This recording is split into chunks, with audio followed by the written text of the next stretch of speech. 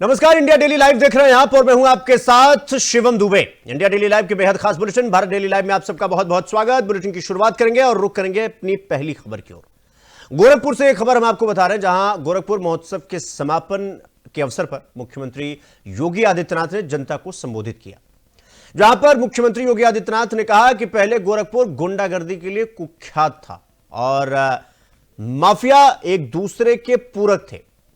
उन्होंने कहा कि उस दौर में न व्यापारी सुरक्षित थे और न ही बेटियां, उद्यमियों को गुंडा टैक्स देना पड़ता था। मुख्यमंत्री ने कहा कि 2017 से पहले विकास नहीं था, लेकिन आज गोरखपुर में स्पष्ट परिवर्तन दिख रहा है। सीएम योगी ने दावा किया कि आज उत्तर प्रदेश में कहीं कोई भय नहीं है और माहौल बेहतर है। उन्होंने कहा कि अयोध्या, काशी और प्रयागराज में बड़े बदलाव आज विकास की पहचान बन चुके हैं। सीएम योगी ने अनुशासन और धैर्य को सबसे बड़ी ताकत बताते हुए कहा कि अच्छी सड़कें गंतव्य तक पहुंचने के लिए होती हैं।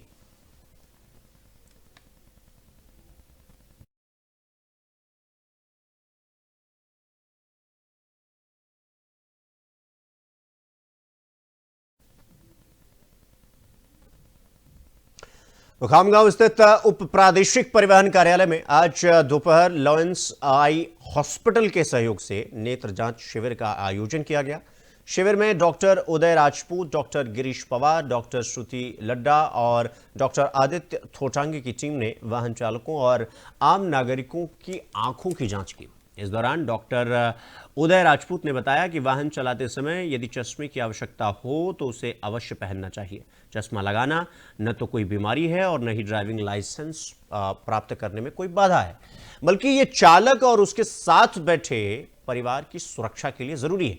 उप प्रादेशिक परिवहन अधिकारी हेमंत खरावे ने कहा कि भविष्य में सड़क दुर्घटनाओं को रोकने के लिए स्कूलों और फैक्ट्रियों में जागरूकता कार्यक्रम, हेलमेट रैली और अन्य अभियान चलाए जाएंगे। शिविर में लगभग 50 लोगों की आंखों की जांच की गई।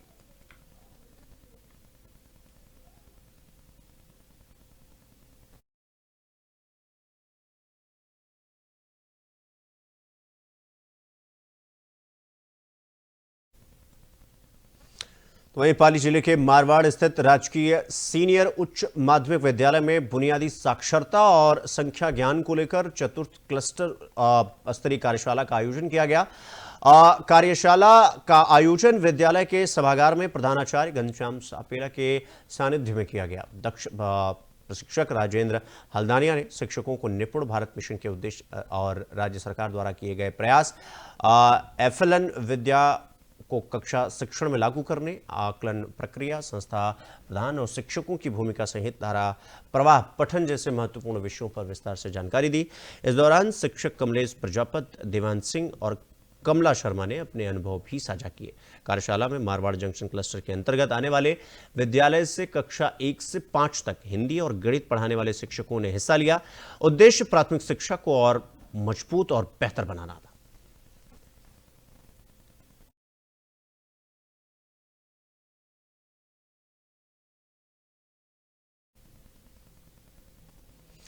तो सीकर जिले के धोद विधानसभा क्षेत्र के लोसल कस्बे में दो सरकारी विभागों के बीच टकराव खुलकर सामने आया गया।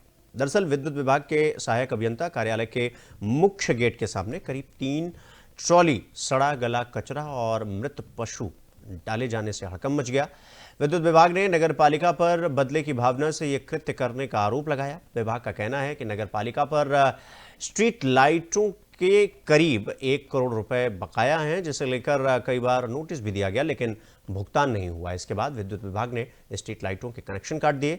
आरोप है कि इसी के बाद नगर पालिका ने प्रतिशोध में कार्यालय के बाहर कचरा और मृत पशु डलवाए, जिससे उपभोक्ता और कर्मचारियों को भारी परेशानी हो रही है। नगर पालिका ने आरोप से इंकार किया। मामला अब जांच और कानूनी कार्रवाई की तरफ बढ़ता हुआ दिखाई दे रहा है।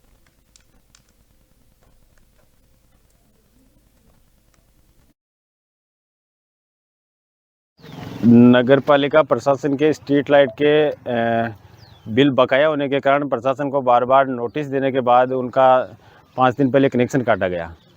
उन्होंने बिल जमा करवाने की तो दूर की बात, उसके बदले में ऑफिस के सामने कचरा डाल के वो पता नहीं क्या सिद्ध करना चाहते हैं। सामने कचरा डाल दिया, जिससे अंदर घुसना मुश्किल है।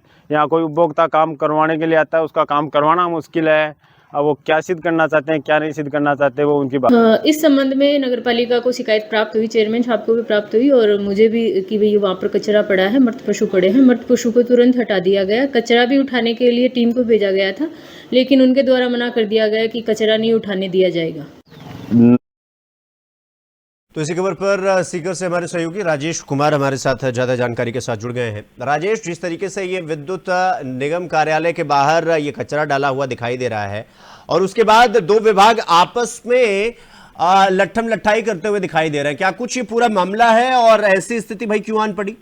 राजेश शिवम, बताना चाहूंगा, ये सीकर जिले के लोसल नगर पालिका क्षेत्र का मामला है और आरोप ये है कि नगर पालिका द्वारा जो स्ट्रीट लाइटें लगी हुई है उनका करीबन 1 करोड़ रुपया बिल बकाया राशि बाकी पड़ी है, जिसको लेकर बिजली विभाग ने कनेक्शन काट दिया था।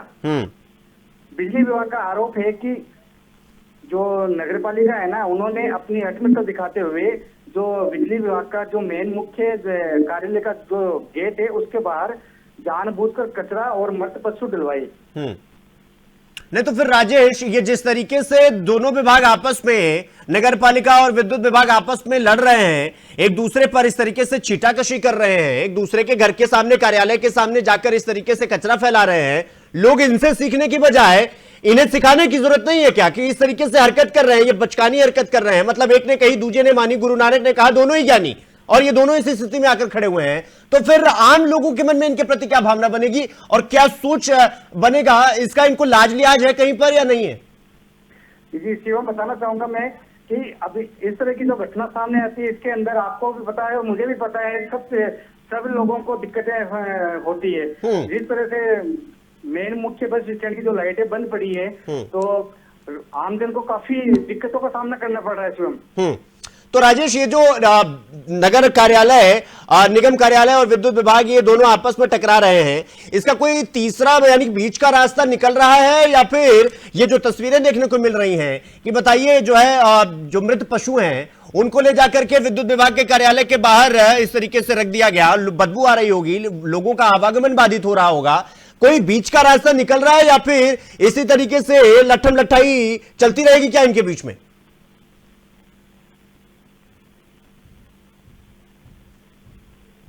राजेश, मेरी आवाज आ रही है आपको? हेलो जी राजेश, मेरी आवाज आ रही है? जी शिवम जी बोलिए। मैं शिवम बताना चाहूंगा कि सुबह इस पूरी घटनाक्रम को लेकर मेरी बात हुई थी, जो बिजली विभाग के सहायक अभियंता है उनसे मेरी बात हुई थी सुबह। तो उन्होंने बताया कि अभी अधिकारियों के साथ में मीटिंग चल रही है, बातें चल रही है, लेकिन मेरे हिसाब से अभी तक कुछ समाधान नहीं निकला इसका। नहीं तो फिर राजेश, अगर दो परिवारों के बीच में या दो गांव के बीच में, दो लोगों के बीच में इस तरीके से अगर चीजें होती हैं तो फिर वो समझ में आता है कि चलिए भाई ठीक है, आम लोग हैं, इनको इतनी समझ नहीं है। लेकिन कम से कम दो विभाग, दो बड़े जिम्मेदार विभाग जिनके कंधे पर बड़ी जिम्मेदारी होती है शहर की, वो इस तरीके से बचकानी हरकत करेंगे तो फिर तो सवाल खड़ा होगा और इनसे पूछा जाना भी चाहिए, इन दोनों से यह सवाल पूछा जाना चाहिए कि भाई आपने जो कृत्य किया है इसका बीच का रास्ता क्या वो निकालने की कोशिश करेंगे या फिर आप एक दूसरे के घर के बाहर कचरा फेंक रहे हैं, गांधी जी के 3 बंदर बन रहे हैं क्या? और वो भी बन जाइए तो अच्छा है कम से कम। शिवम बताना चाहूंगा, मैं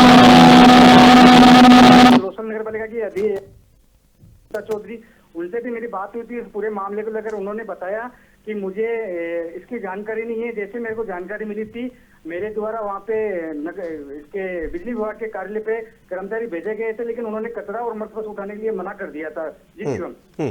तो ये जो बिजली विभाग कह रहा है कि बकाया है, शायद विद्युत निगम कार्यालय कह रहा है बकाया है, ये क्या बकाया का क्या कुछ झोलझाल है, क्या मामला है और उसको लेकर क्या कुछ कहा जा रहा है? अभी इसके ऊपर डिस्कस चल रहा है, इनका दोनों अधिकारियों का डिस्कस चल रहा है इसमें शिवम। और पूरा इसमें मैं आपको बताना चाहूंगा, सर पे निकाय चुनाव भी है, सीधा असर इसके निकाय चुनाव पर भी असर पड़ेगा।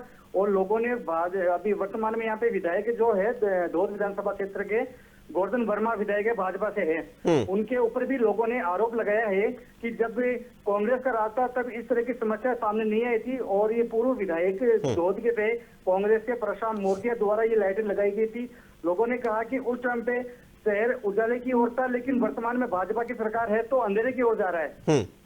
नहीं तो फिर राजेश सवाल एक खड़ा हो जाता है कि भाजपा की सरकार हो या कांग्रेस की सरकार हो, अगर दो विभाग आपस में इस तरीके से टकरा रहे हैं तो फिर उससे ज्यादा शर्मसार करने वाली बात कोई नहीं हो सकती है। अगर इस तरीके की चीजें भी हैं तो फिर जो विधायक प्रतिनिधि हैं उनको बीच में आना चाहिए और दोनों को समझाना चाहिए, भाई इसमें जनता की क्या गलती है। कोई पोल उखाड़ ले जा रहा है तो कोई आकर मृत पशु कार्यालय के बाहर फेंक जा रहा है। यह समस्या का निवारण है क्या? मतलब कारण पता तो निवारण ढूंढो, लेकिन कारण पता होने के बाद भी यहां लट्ठम लट्ठाई चल रही है तो फिर तो प्रतिनिधि पे भी सवाल खड़ा होगा, यानी विधायक के ऊपर भी, सरकार के ऊपर भी, और तमाम तरह के सवाल खड़े होंगे। उनसे बचने के लिए कोई बीच का रास्ता क्यों नहीं ढूंढा जाता? और शिव मैं बताना चाहूंगा, मेरी जब बिजली विभाग के अधिकारी से बात हुई थी तो उन्होंने बोला था कि जब इस तरह की घटना सामने आ रही है तो मेरे को शर्मिंदगी उठाना पड़ गया, क्योंकि वहां से लोगों का आवागमन खूब होता है उस रोड पे से। और बिजली विभाग ने सीधा सीधा नगर पालिका प्रशासन पर आरोप लगाया है कि इनको देर रात ये कचरा और ये सब डालने की क्या जरूरत पड़ गई थी। ऐसी जो भी बात थी अपन आपस में बैठ के भी कर सकते थे। बिल्कुल राजेश, बहुत बहुत धन्यवाद आपका हमसे जुड़ने के लिए और इस खबर पर जानकारी हमारे साथ साझा करने के लिए। तो सोच कर देखिए कि विद्युत निगम कार्यालय के बाहर ये जो तस्वीर आप देख रहे हैं ये नए भारत की तस्वीर है, और नया भारत जो सपना सजोकर बैठे हुए नए भारत का, वो सपना कुछ इस तरीके से पूरा किया जा रहा है कि दो बड़े विभाग हैं, दोनों के ऊपर पूरे शहर की जिम्मेदारी है, लेकिन दोनों एक दूसरे पर लट्ठम लट्ठाई कर रहे हैं कि भाई हमारा बकाया तो आप नहीं देंगे तो आपके यहां से पोल उखाड़ ले जाएंगे, और अगर आप समस्या का निवारण आप नहीं करते, यानी पक्ष दूसरे पक्ष से यह कह रहा है कि अगर आप करेंगे तो हम आपके कार्यालय के बाहर जो है मृत पशु छोड़कर चले जाएंगे। तो ये नए भारत की तस्वीर है, बड़ी अद्भुत तस्वीर है, और इन अधिकारियों को देखना चाहिए, सोचना चाहिए, समझना चाहिए, उन विधायक प्रतिनिधियों को भी बीच में आना चाहिए और इन समस्या से निजात दिलाना चाहिए, क्योंकि अंततः सारा कुछ आम आदमी के लिए है, जो अपने टैक्स के पैसे से इन सब की सैलरी देता है और जो अपने टैक्स से, अपने वोट से उन विधायक प्रतिनिधि को चुनता है, जो वोट मांगने के लिए तो गांव-गांव पहुंच जाते हैं, लेकिन इस समस्या से निवारण के लिए वो बीच का समाधान नहीं निकाल पा रहे हैं। रुक करेंगे अगली खबर की ओर। डिडवाना शहर के बांगड़ महिला महाविद्यालय में आयोजित वार्षिक उत्सव समारोह के दौरान प्रदेश के राज्यपाल हरिभाऊ बागड़े और पूर्व मुख्यमंत्री वसुंधरा राजे ने शिरकत की। इस अवसर पर अतिथियों ने महाविद्यालय के नवनिर्मित भवन का विधिवत लोकार्पण किया और छात्राओं द्वारा लगाई गई शैक्षिक प्रदर्शनी और ई क्लास का अवलोकन किया। राज्यपाल हरिभाऊ बागड़े ने कहा कि शिक्षा केवल किताबी ज्ञान तक सीमित नहीं होनी चाहिए, बल्कि ये व्यक्तित्व के सर्वांगीण विकास का माध्यम है। उन्होंने बेटियों को आत्मविश्वास के साथ आगे बढ़ने और आत्मरक्षा के लिए तैयार रहने का आह्वान किया। पूर्व मुख्यमंत्री वसुंधरा राजे ने कहा कि शिक्षित और आत्मनिर्भर बेटियां पूरे समाज को सशक्त बनाती हैं। कार्यक्रम के दौरान मेधावी छात्राओं को सम्मानित किया गया और अतिथियों का पारंपरिक स्वागत भी किया गया। बड़ी संख्या में छात्राएं और तमाम लोग, जिम्मेदार लोग मौजूद रहे।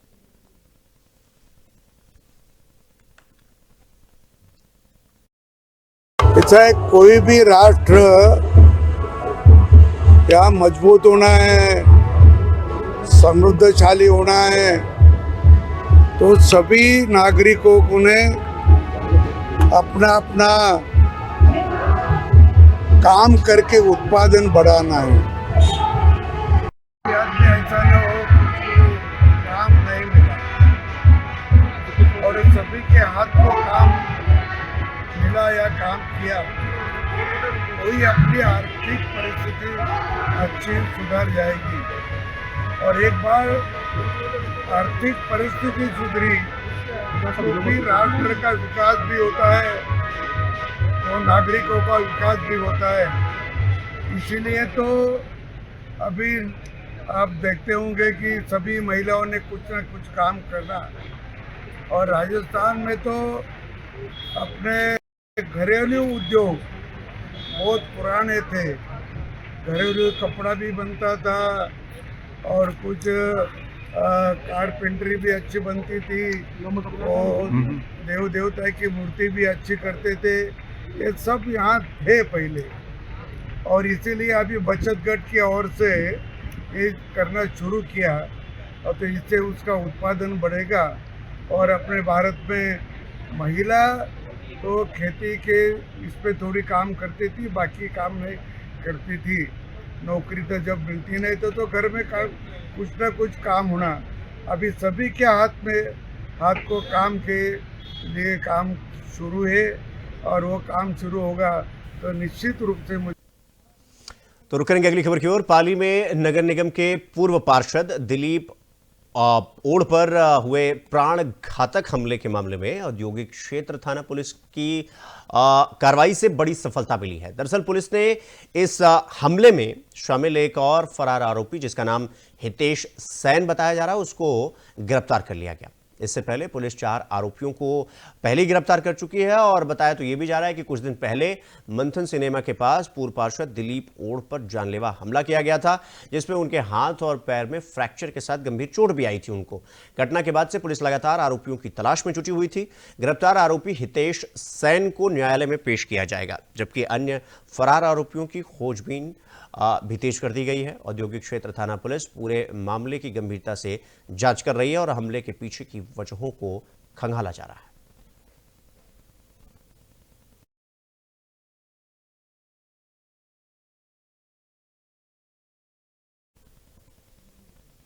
तो अब रुक करेंगे अगली खबर की ओर। अगली खबर हनुमानगढ़ से है, जहां गांधीनगर विकास और रेल संघर्ष समिति और व्यापार मंडल हनुमानगढ़ के साझा तत्वाधान में जिला कलेक्टर और रेलवे स्टेशन अधीक्षक को ज्ञापन सौंपा गया।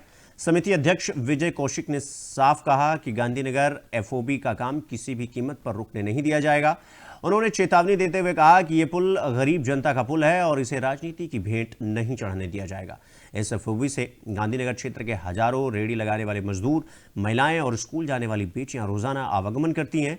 विजय कौशिक ने कहा कि यदि गली में एफओबी की सीढ़ियां उतारी गई तो घर, दुकानें और गलियां बंद हो जाएंगी, यातायात बाधित होगा और एम्बुलेंस और दमकल जैसी जरूरी सेवाएं प्रभावित होंगी। व्यापारियों ने भी एफओबी को जनहित से जुड़ा हुआ बताते हुए काम जारी रखने की मांग की। तो अब रुक करेंगे अगली खबर की ओर। जिंग से ये बड़ी खबर हम आपको बता रहे हैं, जहां कैथवाड़ा थाना पुलिस पर गंभीर आरोप लगा है। दरअसल कैथवाड़ा थाना क्षेत्र के गांव जाजमका निवासी पीड़िता अस्मा ने यह आरोप लगाया कि पुलिसकर्मियों ने उनके घर में घुसकर जमकर तोड़फोड़ की। पीड़िता का कहना है कि इस दौरान कैथवाड़ा थाने में तैनात सिपाही मनोज ने उनके पति से 2 लाख रुपए की मांग की। आरोप है कि यह रकम एक वायरल वीडियो को दबाने के लिए मांगी गई। पीड़िता, जिसका नाम अस्मा है, उसने बताया कि पैसे नहीं देने पर उन्हें और उनके परिवार को डराया धमकाया गया। न्याय न मिलने से परेशान होकर पीड़िता और पति के अन्य सदस्यों के साथ जिला आईजी कार्यालय पहुंचे और पूरे मामले की शिकायत करते हुए न्याय की गुहार लगाई। मामले के सामने आने के बाद पुलिस विभाग की कार्यप्रणाली पर भी सवाल खड़े हो गए। फिलहाल पूरे प्रकरण को लेकर उच्च अधिकारियों से कार्रवाई की मांग की जा रही है। तो घर में घुसकर तोड़फोड़ का दावा किया गया और जो पीड़िता है उसका यह कहना है कि एक वायरल वीडियो को दबाने के लिए लाख रुपए के लगभग पैसे मांगे गए। वो न देने पर पुलिस दबाव बनाने की कोशिश कर रही थी। तो इस खबर पर हमारे साथ हमारे सहयोगी विनीत ठाकुर हमारे साथ जुड़ गए हैं। विनीत, जिस तरीके से सिपाही पर 2 लाख रुपए मांगने का आरोप लग रहा है कि 2 लाख रुपए सिपाही चाहता था, क्या कुछ ये पूरा मामला है और इतना बड़ा जो ये मामला बन गया वो किस वजह से बन गया, क्या कुछ पूरा मामला है, थोड़ा विस्तार से बताइए। जी सर, मैं बताना चाहूँगा थाना क्षेत्र की घटना है। पीड़िता का पति राशि राजनीति करता है। नीति लोग उससे दुश्मन, राजनीतिक लोगों ने। विनीत, आपकी आवाज कट के आ रही है। हम अपने सहयोगी से कहेंगे कि एक बार इनको वापस जोड़ने की कोशिश की जाए, विनीत को, क्योंकि इनकी आवाज कुछ टेक्निकल प्रॉब्लम होने की वजह से वो कट के आ रही है। तो आपको बता दें कि पीड़िता ने आईजी कार्यालय में ये गुहार लगाई है कि 2 लाख रुपए प्रेशर टैक्टिक्स के जरिए वो जो है कोशिश किया जा रहा है कि किस तरीके से परिवार पर दबाव बनाया जा रहा है, पैसे यानी धन उगाही की। और इसी को लेकर ये पूरा हंगामा हुआ है और इसी को लेकर ये तोड़फोड़ की गई। हालांकि जो पीड़ित पक्ष है वो उसका ये आरोप है कि पति को प्रताड़ित किया जा रहा है, यानी पीड़िता का ये आरोप है कि उसके पति को पुलिस के द्वारा 2 लाख रुपए की डिमांड के लिए ये सब किया जा रहा है और जिसको लेकर पुलिस पर बड़ा और गंभीर सवाल खड़ा हुआ। तो विनीत हमारे सहयोगी हमारे साथ जुड़ गए हैं। विनीत, मेरी आवाज आ रही है क्या आपको? जी विनीत, ये जो पूरा मामला है, ये पूरा मामला क्या है, थोड़ा विस्तार से बताइए। जी सर, मामला डीग जिले के कैथवाड़ा थाना क्षेत्र के गांव जाजम का घटना है। वहां पर पीड़िता असमा ने आरोप लगाया कि उसके पति राशिद ग्राम पंचायत राजनीति पर सक्रिय है और इसलिए राजनीतिक लोग उससे दुश्मनी रखते हैं। कुछ दिन पहले राजनीतिक लोगों ने षड्यंत्र रखकर मेरे पति का फोटो हथियार सहित लगाकर और ट्रेड वीडियो बनाकर वायरल कर दिया था, जिसको लेकर कैतवाड़ा थाना क्षेत्र पर थाने में तैनात सिपाही मनोज ने मेरे पति राशिद को थाने पर बुलाया और वीडियो को दबाने के लिए 2 लाख रुपए की डिमांड रखी। तब उसकी पत्नी और राशिद ने जब मना किया तो इसी बात पर मनोज भड़क गया और सिपाही द्वारा कहा कि तेरा इलाज कर देंगे, सदियों तक याद रखेगा। 11 तारीख को दोपहर 1 बजे कैतवाड़ा थाना अधिकारी ताराचंद, सिपाही मनोज, शैलेंद्र और अन्य 4 पुलिसकर्मी सरकारी गाड़ी लेकर घर पर आए और जमकर तोड़फोड़ की और खड़े ट्रैक्टर, घरेलू सामान जैसे और लाठियों से हमला कर दिया। तो विनीत, ये जो पुलिस जो दबाव बनाने की बात कही जा रही है, क्योंकि पीड़ित पक्ष का आरोप है, लेकिन ये तो आरोप हो गया, लेकिन क्या उस पुलिस अधिकारी की तरफ से या जिसका नाम मनोज है उसकी तरफ से कोई सफाई पेश की गई है, मतलब कोई सफाई दिया उसने इस पूरे मामले पर? जी शिवम, बताना चाहूंगा कि जो पुलिस है वो अपना जो उन्होंने ये घटना की थी उसको दबाने की कोशिश कर रही है और ये पहला ही मामला नहीं, कई बार कैतवाड़ा, डीग, गुरेरा और भरतपुर जैसे जो भरतपुर संभाग के अंदर जितने भी थाने आते हैं वहां पर ऐसे मामले देखने को मिले हैं। अगर दूसरी तरफ देखा जाए तो ट्रैफिक पुलिस भी ऐसी है जहां पर मामले को दबाने की कोशिश करती है, पैसा लेती है और पैसे लेने का आरोप कहीं ना कहीं ये बार बार हो रहा है। आईजी राहुल प्रकाश भी रहते, उनके संज्ञान में भी ये पहले मामला आया था, कई बार के मामले को दबाने के लिए पैसा लिया जा रहा है। दूसरी एक शादी का माहौल था वहां पर भी एक झगड़ा हुआ था और उसको भी पार्टियों द्वारा एक मामला दिया गया था और पुलिस द्वारा उसको दबाने की कोशिश के लिए 4 लाख रुपए ही मांगे गए थे। ये पहला ही मामला नहीं है, ये पुलिस की अपनी जो छवि खराब करने की नीयत है वो बार बार देखने को मिल रही है। नहीं तो विनीत, अगर पीड़ित पक्ष इस तरीके से आरोप लगा रहा है और ये पूरा मामला फिर तो जांच का बन जाता है कि फिर तो ऊपर से जांच बैठनी चाहिए। और अगर अधिकारी इतने करप्ट हैं कि लोगों के घर पर जाकर उनको धमकाकर पैसा ले रहे हैं, फिर तो प्रशासन और पुलिसिया कार्रवाई पर बड़ा सवाल खड़ा हो जाता है। तो इस पर तो जांच बैठनी चाहिए और अगर जो भी इसमें गलत है उसको सख्त कानूनी कार्रवाई के हिसाब से उसके खिलाफ कार्रवाई होनी चाहिए। तो क्या जांच की तरफ ये मामला बढ़ रहा है या फिर आरोप प्रत्यारोप ही चल रहा है? शिवम, बताना चाहूंगा जिस तरह से ये जांच अधिकारियों द्वारा होती है उसमें भी वो बच सके और हम जो आरोपी है उसको बचाया जा सके। जैसे पुलिस वाले हैं जो अभी मामला है घटना की, इसको भी अगर जांच होगी तो उसमें भी पैसा देकर इस जांच को वहीं कहीं दबा दिया जाएगा। लेकिन जो पीड़ित पक्ष है उसका पीड़ित पक्ष का जो बयान है उसको संज्ञान में नहीं लिया जाएगा और आईजी के संज्ञान में जो मामला है उसके बावजूद भी कहीं ना कहीं जो जांच अधिकारी होंगे वो उसको दबाने की कोशिश करेंगे क्योंकि उनके पुलिस विभाग का ये मामला है। नहीं तो फिर एक सवाल ये भी खड़ा हो जाता है कि अगर आईजी के संज्ञान में ये सारा कुछ मामला है विनीत, या फिर अगर मामला पहुंच भी जाता है उसके बावजूद भी अगर वो ये कहा जा रहा है कि भाई वो पुलिस पूरे मामले को दबा सकता है, फिर आईजी की कार्यशैली और आईजी की पावर पर भी सवाल खड़ा होगा, उनसे भी सवाल पूछा जाएगा। क्योंकि अगर सब कुछ इतने बड़े लेवल पर चल रहा है इसका मतलब यह है कि मतलब दाल में काला नहीं, पूरी दाल काली। एवं जिस तरीके से मैं आपको बताना चाहूंगा जो मामला ये उनसे आ रहा है, एक ही मामला नहीं, भरतपुर जिले में आप चले जाओ भरतपुर समाज के अंदर, ये मामला एक महिला पीड़ित थी उसका भी ये मामला देखने को मिला था। उसने मुकदमा दर्ज कराया और उसके जो पुलिस वाला था उसके ऊपर मुकदमा दर्ज कराया। उसकी पुलिस द्वारा दूसरे पुलिस वाले को बचाने के लिए 3 लाख रुपए लेकर उसका मुकदमा बंद कर दिया और महिला के ऊपर मुकदमा लिख दिया। ऐसा ही मामला ये देखने को मिल रहा है, इस महिला के ऊपर भी कोई ना कहीं से मुकदमा लिखा जाएगा लेकिन आरोपी जो है उसको बचाया जाएगा। तो ये कहीं ना कहीं ऐसा है कि आईजी संज्ञान वहां जरूर है लेकिन उसके बावजूद जो जांच अधिकारी होंगे वो अपना पुलिस का जो बंदा है उसको बचाने की कोशिश करेंगे जिससे कि उसके ऊपर हाथ भी ना आए कोई। ठीक है विनीत, बहुत बहुत धन्यवाद आपका हमसे जुड़ने के लिए और इस खबर पर जानकारी हमारे साथ साझा करने के लिए। तो घर में घुसकर तोड़फोड़ का दावा हो रहा है और ये तस्वीरें तो आप देख ही रहे हैं किस तरीके से तोड़फोड़ किया गया है। हालांकि ये जांच का विषय है, जांच होनी चाहिए और अगर इसमें जो कुछ भी गलत होता है, चाहे वो पुलिस अधिकारी या वो पक्ष जो आरोप लगा रहा है यानी कि पीड़ित पक्ष, अगर जो भी इसमें गलत पाया जाए, जो झूठ का सहारा ले रहा है, उसके खिलाफ कानूनी कार्रवाई अवश्य होनी चाहिए। तो देश भर से गिग वर्कर्स की जो हड़ताल थी वो आज सफल हो गई। दरअसल सरकार के दखल के बाद डिलीवरी बॉय की सुरक्षा को लेकर बड़ा फैसला लिया गया। ऑनलाइन ऑर्डर्स पर 10 मिनट में डिलीवरी का नियम जो है वो हटा लिया गया। आपको बता दें कि 10 मिनट का नियम था कि अगर कोई ऑर्डर करता है ब्लिंकिट से, जेप्टो से या इन एप्स के जरिए, और अगर 10 मिनट में खाना नहीं मिल रहा है तो फिर डिलीवरी बॉय पर कार्रवाई की जाती थी और कई बार उनके पैसे भी कट जाते थे। लेकिन अब ऐसा नहीं होगा। श्रम मंत्री मनसुख मंडाविया के हस्तक्षेप के बाद ब्लिंकिट ने अपने सभी ब्रांड से 10 मिनट डिलीवरी का दावा हटा लिया। इस मुद्दे पर सरकार ने ब्लिंकिट, जेप्टो, स्विगी और जोमेटो के अधिकारियों से बातचीत की। बैठक में डिलीवरी पार्टनर्स की सुरक्षा को प्राथमिकता देने और समय सीमा हटाने पर सहमति बनी। सरकार ने साफ संदेश दिया कि तेज डिलीवरी के दबाव में किसी डिलीवरी बॉय की जान जोखिम में नहीं पड़नी चाहिए। आज देश के गिग वर्कर्स के लिए एक बहुत बड़ा दिन है। उन सब के लिए गुड न्यूज़ है, और गुड न्यूज़ ये है कि सेंट्रल गवर्नमेंट के हस्तक्षेप के बाद क्विक कॉमर्स कंपनीज जैसे कि ब्लिंकिट एटसेट्रा अब 10 मिनट में डिलीवरी की जो ब्रांडिंग है वो हटाएंगी।